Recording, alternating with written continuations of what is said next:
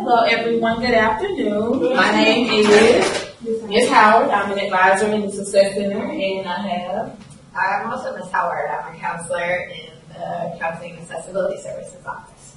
We actually joke from time to time that we're cousins. You can see the The resemblance.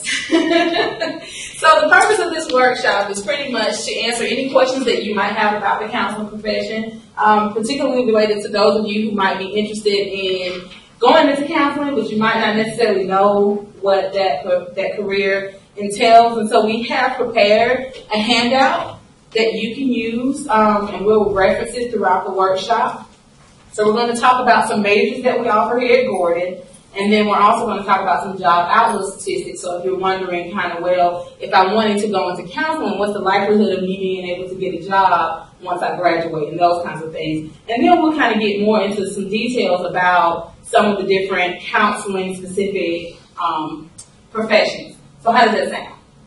So we'll kind of run through some things, and then we'll answer any questions that you might have about counseling. But before we do that, I would kind of like to kind of tell you a little bit about maybe what we do. So I'll start with Ann, and then I can kind of piggyback on that. I am a professional counselor. My bachelor's degree is in psychology, and my master's degree is in community counseling.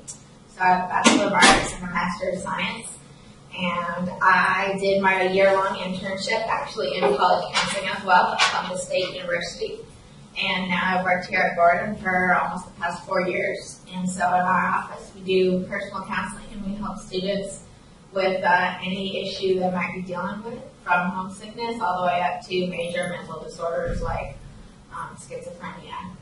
Of course, for those more severe things, we do refer out for more in-depth help for the students. That's about it. I'm a nationally certified counselor. And actually, my paperwork is in the state licensing office as we speak to become processed as a licensed professional counselor for the state as well. Okay, I actually work as an advisor in the advisement office, but one of the things that I do as a part-time profession is I am a counselor. I'm a licensed professional counselor for the state of Georgia. I actually went into school counseling with the intention of being a school counselor. And I had some difficulties finding and locating employment. So as a result, I kind of revamped my career options. And so I went into community counseling, which is an option if you are in certain programs. I went into community counseling. That's how I was able to get supervised hours. And I had an internship in my program. I have a master's in counseling. My bachelor's degree is also in psychology. So I am part-time. I currently have private practice, so I see individuals in the evenings with varieties of issues. My specialty or population of interest, children and adolescents. I do some work with substance abuse families. Currently, I'm a registered play therapist, and so that's another modality of counseling, being able to use different play mediums to help individuals deal with emotions and process things. So happy to be here with you guys today.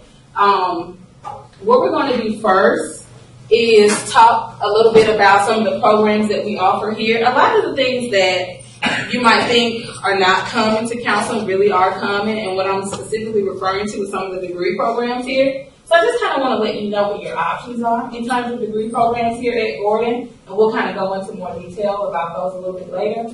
But for the most part, we have about 7 programs that could possibly lead you into a counseling or career field in counseling. And beginning with the associate's degree, I know the first one is kind of off-putting, or probably wouldn't think about it, but nursing. There's a specific type of nursing that deals with mental health disorders or counseling and that kind of thing, a nurse practitioner. So that's why I have the associate's of nursing degree there, because you can still work with clinically disturbed populations even in nursing.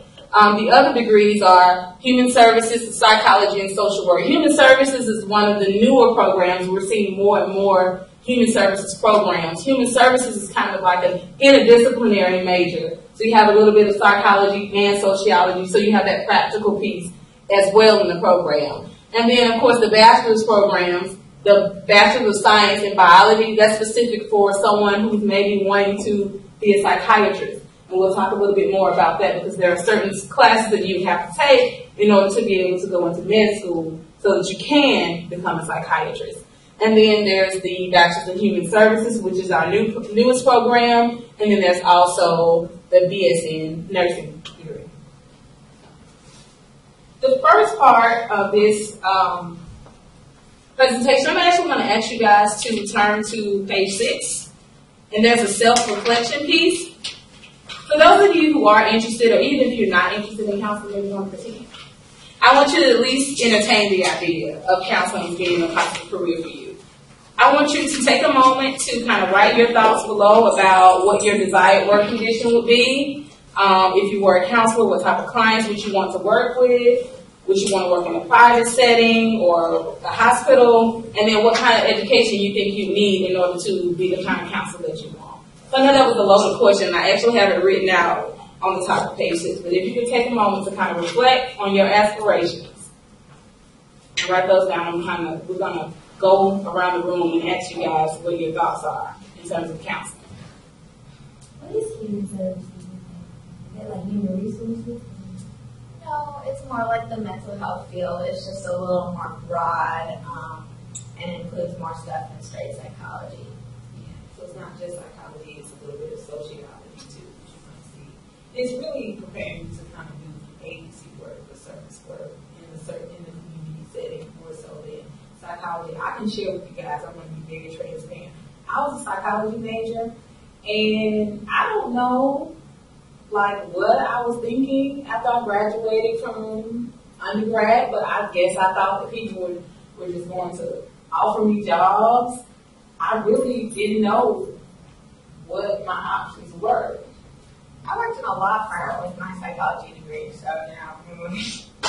As an undergraduate major in psychology, I mean, that's one of the reasons why, I can definitely share with you one of the reasons why I thought it was important to kind of talk about this now, because when I was a psych major, I didn't really know what my options were. And I thought that once I graduated, I went to this big, top tier school, whatever. I thought that once I graduated, the people would just call me for jobs or something. I didn't really prepare for a career. I didn't really know what my career options were. So we're definitely hoping that we can at least help you guys kind of filter some of that out if you are wanting to do counseling.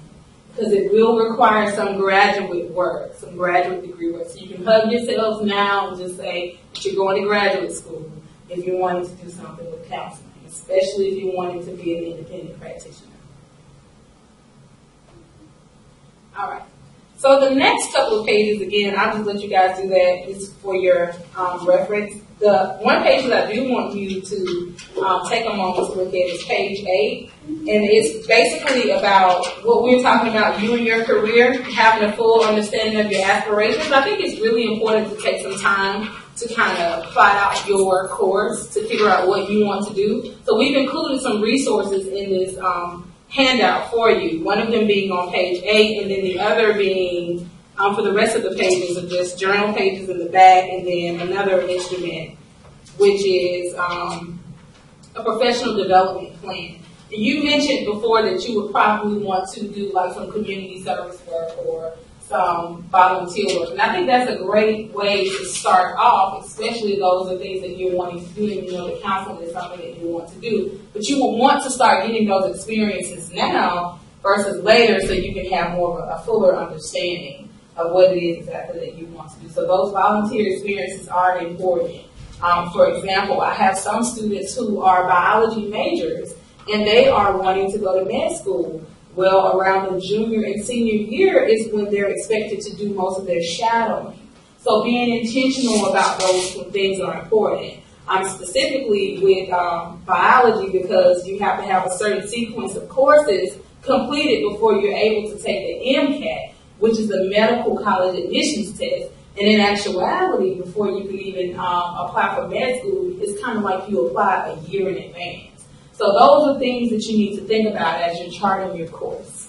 So I'll turn it over to Ann, and I guess we'll start going into the various counseling occupations, starting with the doctoral level practitioners.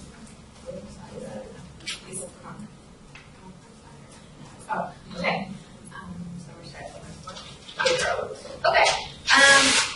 The doctoral level position psychiatrist is a medical doctor. A psychiatrist is the person that can prescribe medication, so they have a medical degree as well as specialized training in psychotropic drugs. Many psychiatrists also do psychotherapy and counseling along with prescribing medication, while on the other hand, some of them just do medical management or they work in hospitals and intensive situations. The other doctoral level position is a psychologist. And to be a psychologist, you would have a PhD or a PsyD, which is a doctorate in psychology. And a psychologist does therapy and counseling. They typically have more years of school than a master's level practitioner. However, the main difference between a psychologist and a counselor is a psychologist can do psychological testing. So they can administer tests to help measure your IQ, to test you for mental disorders, so on and so forth. So those are sort of the main doctorate level positions. So those are your PhD professions. And as I mentioned earlier, with the bachelor's degree, if you're wanting to do psychiatry, then you want to have a major that's specific to a science, because you would have to go to medical school and then complete a residency in psychiatry. The next level practitioners that we're going to talk about is on page 10, the master's level practitioners. And for the most part, with the master's level practitioners, you can pretty much do independent practice as long as you meet certain state licensure requirements. Starting with the professional counselors, we group these into professional counselors because specifically there's a couple of different subspecialties under professional counseling. One of them being community counseling, the other being school counseling, and then marriage and family therapy and social work. Starting with community counseling, I know from my program, and I think maybe this was the same for you, when I entered graduate school, we had two different tracks. We had the community counseling track and we had the school counseling track. Correct. We both basically had to do the same foundations in counseling, except the difference mainly was some of the courses that we took. Like, I wasn't necessarily required to take a psychodiagnosis course, but I took one in order to complete the graduate degree in counseling. My specialization was school counseling, which meant that I did my internship at a school. One of the things that I noticed about my internship at the school was that I didn't really get to do a lot of counseling. And so when you're thinking about school counseling, you definitely want to think about the level that you want to commit to, for the simple fact that you may not do as many counseling things as you think. I found that a lot of my colleagues, even now, do a lot of administrative work. And it really has a lot to do with the politics in your area.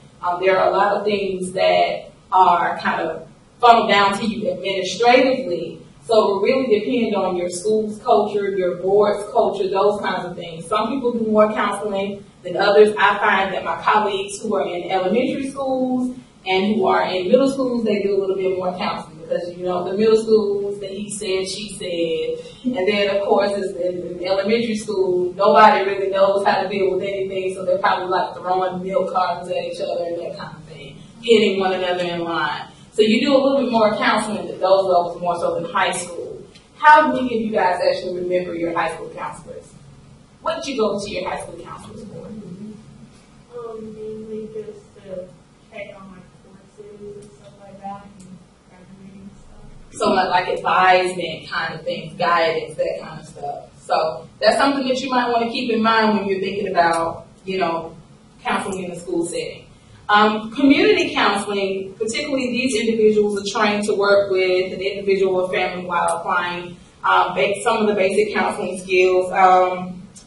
They're typically knowledgeable about human growth and development, so you still have the psychotherapy training, but it's not necessarily that they're limited to the community, because as you can see with the community counseling background, you can also work in an agency setting, a school setting. So it pretty much depends on, I guess, your preference. You want to kind of chime in on that too? Yeah, I actually kind of stumbled on college counseling. That's just where I decided to do my internship, and I just fell in love with the population. I think college is such a cool time in people's lives. It's a big period of change and finding yourself.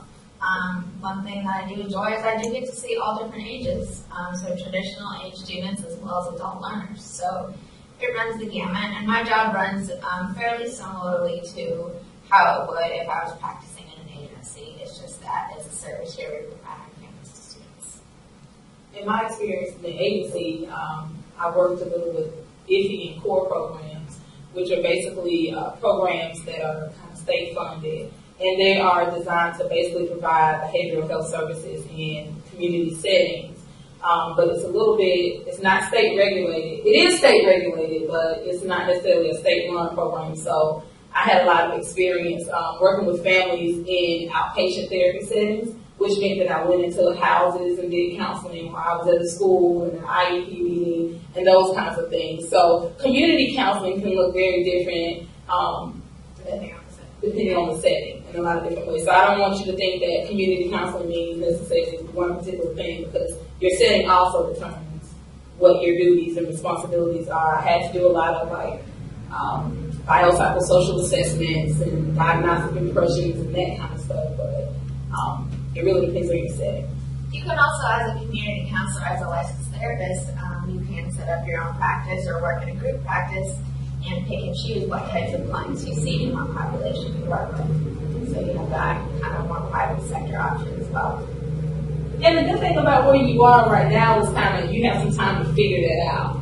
I'm pretty sure that you have the internship experience and you figured out exactly what you wanted to do, whereas with myself, I had the experience in the community, and then I realized that I really like working with kids with behavioral health disorders, because I realized that, it's so much more involved than just the behavior itself, and I had to learn professionally that, the systems approach works really well in those particular situations. Then you have a marriage and family therapist who's also at the master's level, can be licensed and trained. They typically deal with understanding an individual in context of the relationship that they have with significant others. So when you think of a marriage and family therapist, you think of someone who, although they do individual therapy, they do family therapy as well. So it's not that they just only counsel families. They do individual therapy and psychotherapy, treatment planning, all those kinds of things in certain settings, in private practice as well as in community settings. And they are trained to deal with mental health and substance abuse issues. Clinical social workers, they pretty much, for the most part, there's a lot of, what's the word I'm looking for? We seem to do a lot of the same things. For the most part, there's a lot of crossover in terms of the disciplines. Yes. Clinical social workers, for the most part, they also have to have internships and trainings. They're also trained in psychotherapy, and they can pretty much work in any setting. You have clinical social workers in school settings, for example, even in the communities, veteran affairs, for federal government agencies. It really just depends on the setting, which will limit their responsibilities. But they're trained to provide counseling services to individuals and families as well. I would say maybe the distinction with the social work piece is they receive training that focuses on advocacy and case management, so they might do a little bit more work in other areas of the client's life and getting them set up with other state programs or whatever needs they might have. Whereas a counselor or a marriage and family therapist is going to focus more on the emotional well-being and mental health status. Pastoral counselors are people that you can think of as spiritual resources. So they use spiritual resources in combination with psychological knowledge. The thing is that most pastoral counselors are actually licensed counselors. So they don't just, become a pastoral counselor without becoming first licensed as a state, which means that you could probably do community counseling or clinical psychology or something along those lines and still perhaps receive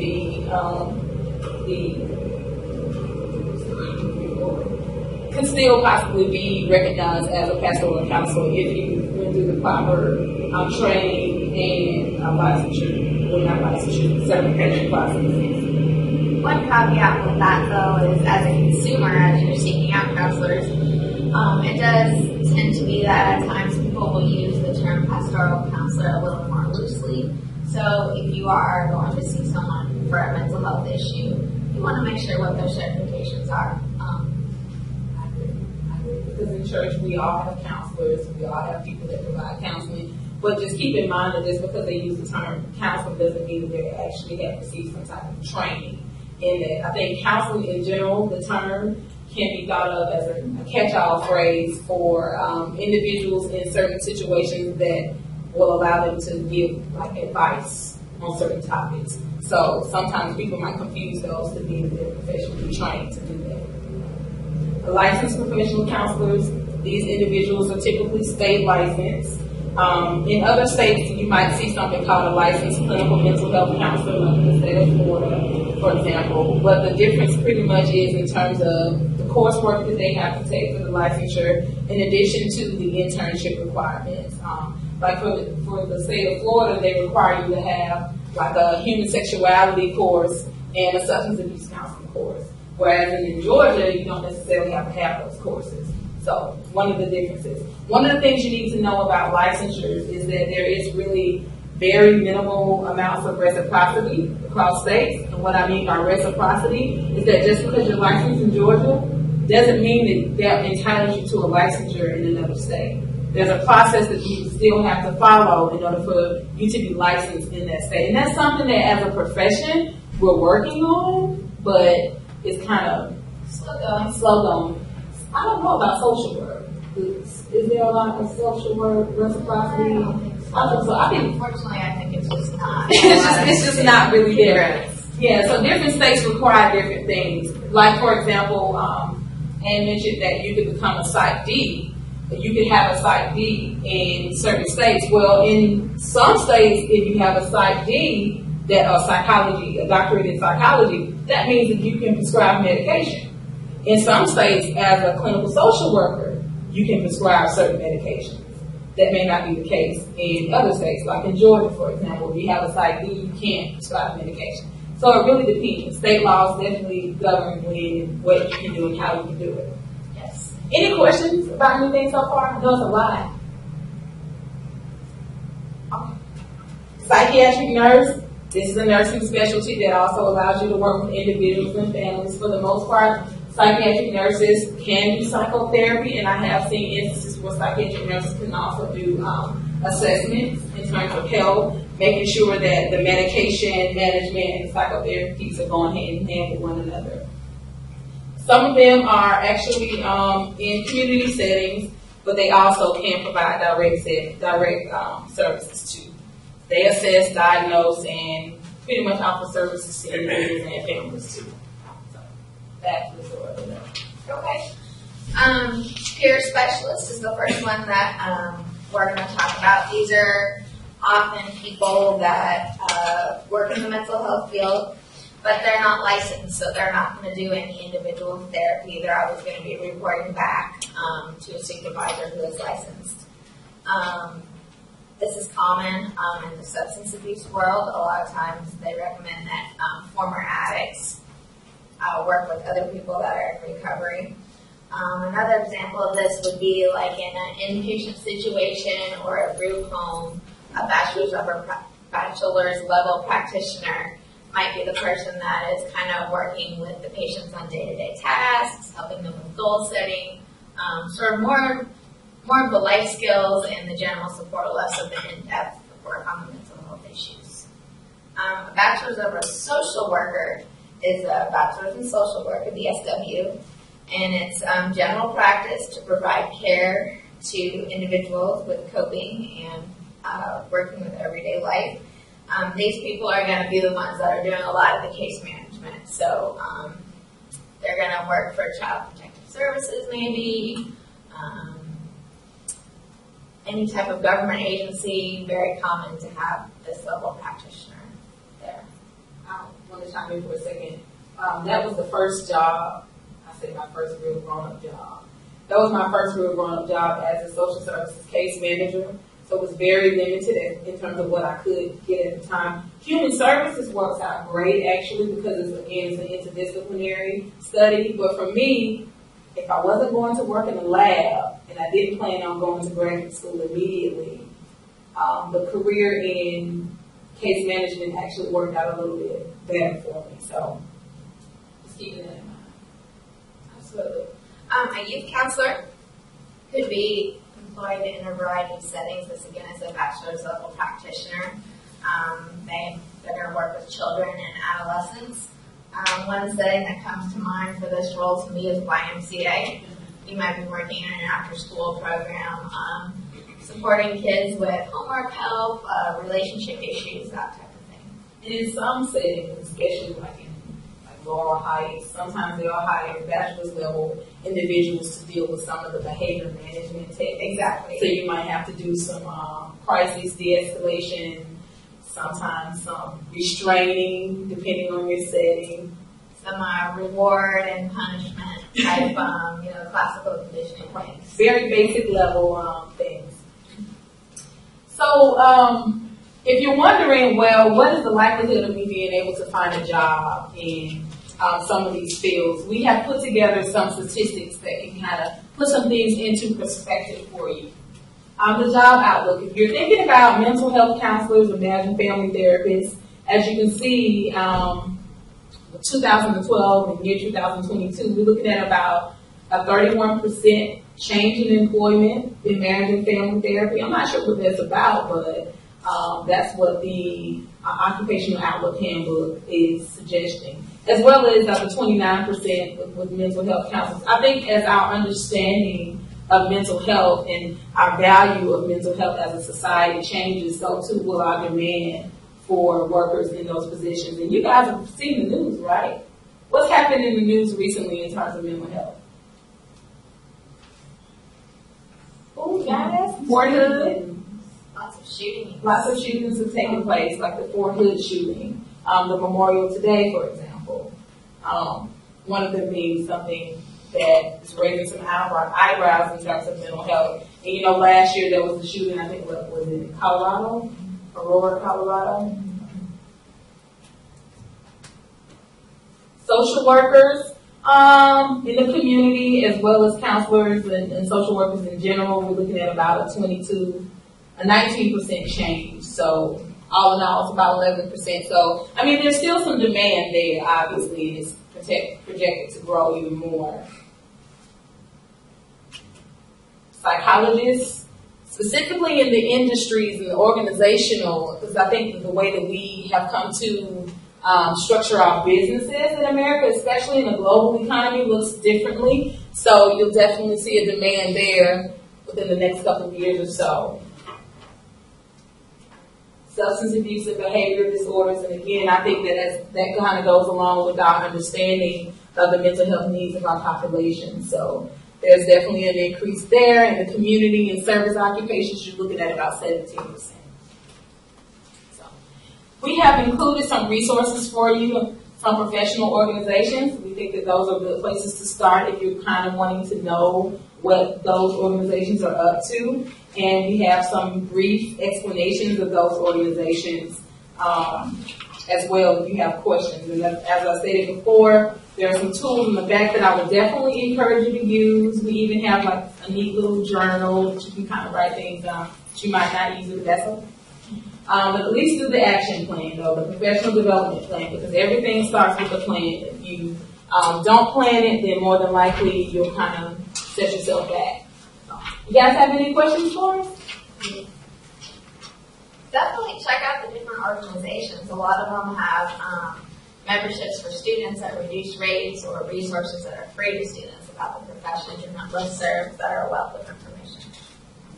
Great way to know what's going on legislatively too with the profession. Much of what we do, unfortunately, is governed by laws and legislation that you will definitely be aware of. Unless you guys have any questions, you're free to go. Thank you very much.